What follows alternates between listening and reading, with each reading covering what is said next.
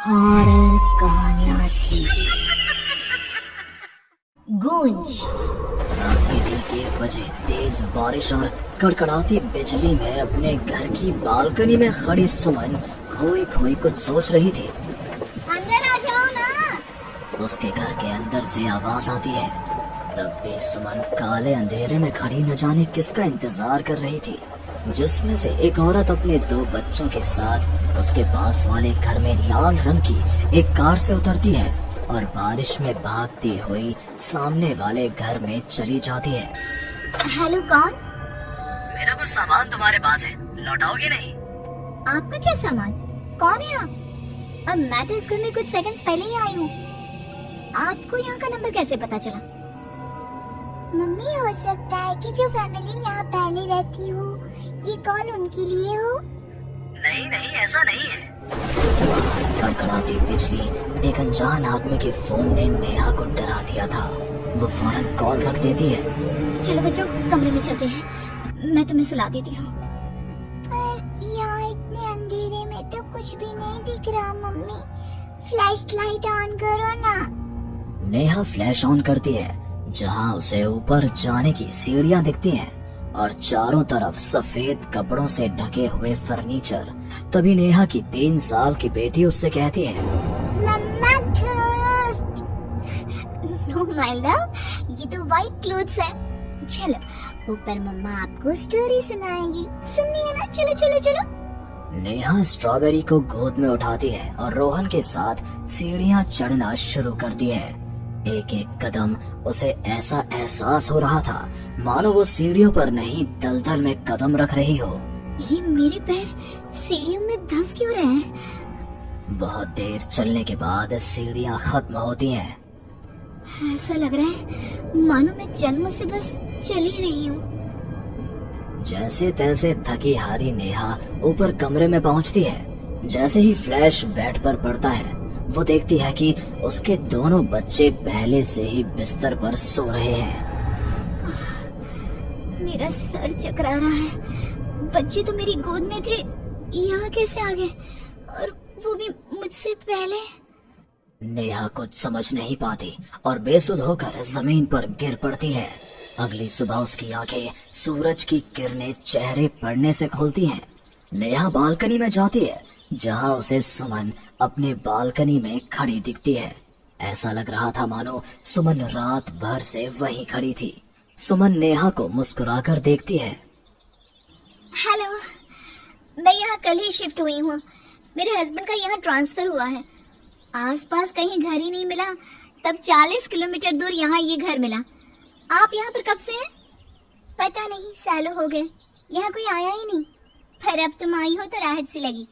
आओ ना घर पर। हाँ हाँ, क्यों नहीं, मुझे भी कंपनी मिल जाएगी। वैसे कल रात में यहाँ कुछ अजीब महसूस किया मैंने।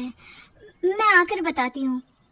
नेहा सुमन से मिलने उसके घर जाती है और पिछली रात हुए इंसिडेंट के बारे में उसको बताती है।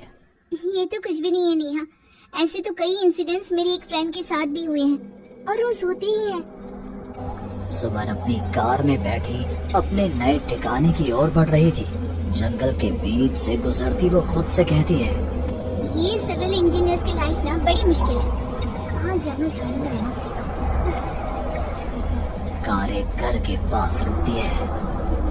लीजिए मैडम, हम आ गए। आपको कुछ जरूरत हो तो मुझे कॉल कीजिएगा, मैं ये बगल वाले घर में ही हूँ। सुमन घर के अंदर जाती है। डाइनिंग टेबल पर पहले ही खाना रखा हुआ था, पानी का ग्लास भी, टीवी ऑन ही था। ऐसा लग रहा था मानो अभी अभी यहाँ कोई था या है। चलो, कंपनी अच्छी है, सब अरेंजमेंट्स मेरे आने के पहले ही कर रखे हैं। सुमन खाने की टेबल पर बैठती है, जहाँ 5 लोगों का खाना परोसा हुआ था। 5 प्लेट किसके लिए सर्व कर दिया? हाथ है।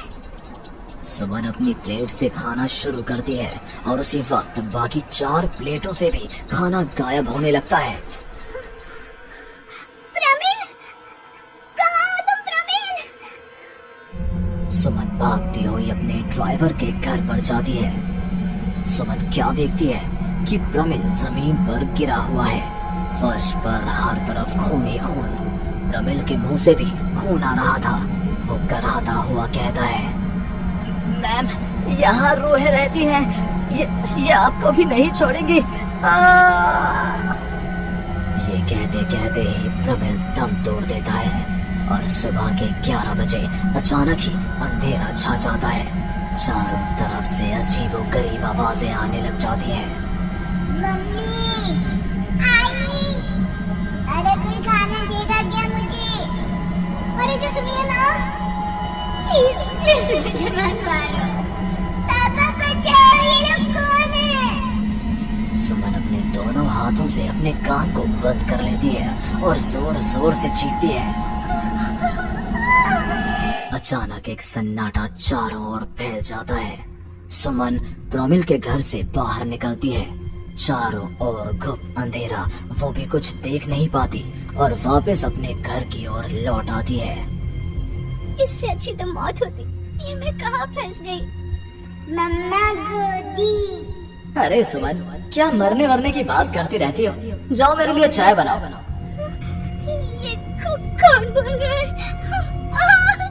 तभी अचानक से घर की लाइट्स ऑन हो जाती है। सुमन देखती है कि वो किचन में है। उसके ठीक बगल में एक औरत, जिसके बाल उसके चेहरे की ओर थे, गैस के फ्लेम में अपने दोनों हाथों को पका रही थी। तुम कौन हो तुम? और यहाँ क्या कर रही हो? इनको बहुत पसंद है मेरे हाथों का खाना, तो मैं भी चखवा दूं क्या? कर्कश आवाज में ये कहती हुई वो औरत झट से सुमन के हाथों को आग में डाल देती है। सुमन चीखती रहती है, पर वो औरत उसके हाथों को नहीं छोड़ती। तुम्हारे पेट में एक बच्चा है ना, सुन लिया मैंने। और औरत ये कहती सुमन के पेट पर हाथ फेरने लग जाती है और उसके पेट में हाथ डालकर मांस का टुकड़ा बाहर निकाल कर खा लेती है। मेरा बच्चा। ये तो कुछ भी नहीं, उधर देखो। वो औरत दीवार की तरफ इशारा करती है। दीवार पर खून के ऐसे धब्बे थे मानो नवजात शिशुओं को उसी दीवार पर पटक पटक कर मार दिया गया हो। तभी वहाँ लगभग 5 साल का एक बच्चा आता है। उसका शरीर पूरा सफेद और आंखें काली थी।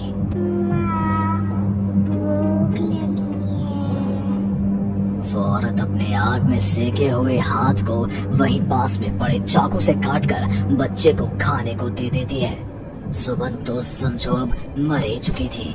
इतना कुछ देखने के बाद कौन ही जिंदा रह सकता था। अब उसका शरीर भी गवाही दे रहा था। एक कदम भी चलना मुश्किल था। वो दीवार को पकड़ पकड़ कर बाहर हॉल में आती है, जहाँ डाइनिंग टेबल पर 5 लोगों को बैठा देखती है। बिना सर का एक आदमी टेबल पर अपने बीवी और 3 बच्चों के साथ बैठा था।